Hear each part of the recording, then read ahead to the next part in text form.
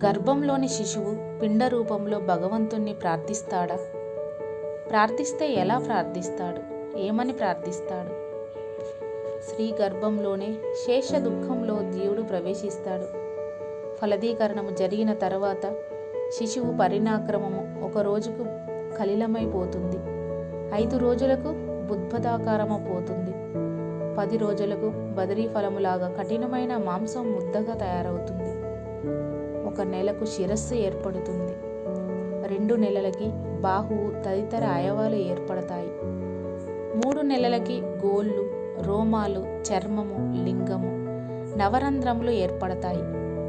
4 నెలలకి సప్తధాతువులు ఉద్భవిస్తాయి. 5 నెలలకి ఆకలి, దప్పికలు ఏర్పడతాయి. 6 నెలలకి జరాయువు మావిచే కప్పబడి గర్భంలో దక్షిణాన తిరుగుతుంటాడు. మాతృభుక్తన్న పానీయాలచే క్రమంగా వృద్ధి చెందుతూ దుర్గంధ భూయిష్కరమైన మలమూత్రాల గుంటలో ఉన్న పురుగులు సుకుమారమైన శరీరాన్ని కరుస్తూ ఉంటాయి. ఆ బాధకు తట్టుకోలేక మాటికి మూర్ఛపోతాడు. నరకయేతన నరకానుభావము జీవుడు మాతృగర్భంలోనే అనుభవించడం ప్రారంభమవుతుంది. తల్లి తీసుకునే ఆహారంలోని దుస్సహాలైన కట్వములను లవణాది పదార్థముల వలన సర్వాంగాల యందు వేదన కలుగుతూ ఉంటుంది.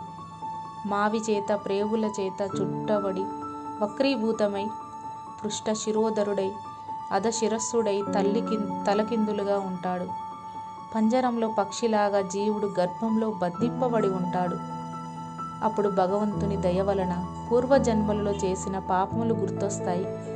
అప్పుడు గత జన్మలో చేసిన పాపపుణ్యముల కారణంగానే కదా ఈ జన్మను వచ్చింది అని బాధపడుతూ ఉంటాడు. కర్మ ఫలితం అనుభవించడానికే కదా మరలా ఈ జన్మ అని గుర్తుకు వచ్చి బాధపడుతూ ఉంటాడు.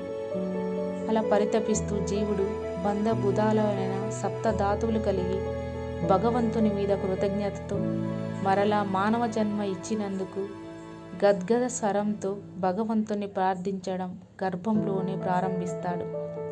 గత జన్మలో చేసిన పాపపుణ్యముల సంఘాతమే కదా ఈ మానవ జన్మ అని తలుచుచు భగవంతునికి మాతృగర్భంలో ఉన్నప్పుడే మాట ఇస్తాడు, ప్రమాణం చేస్తాడు.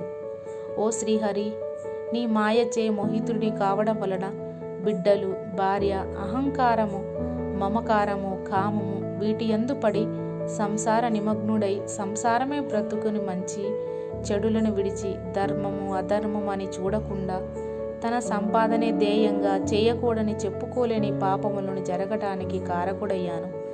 అలా సంపాదించిన ధనము భాగ్యములను నా భార్య బిడ్డలు అనుభవించుతున్నారు కానీ నన్ను గురించి పట్టించుకోవడం లేదు.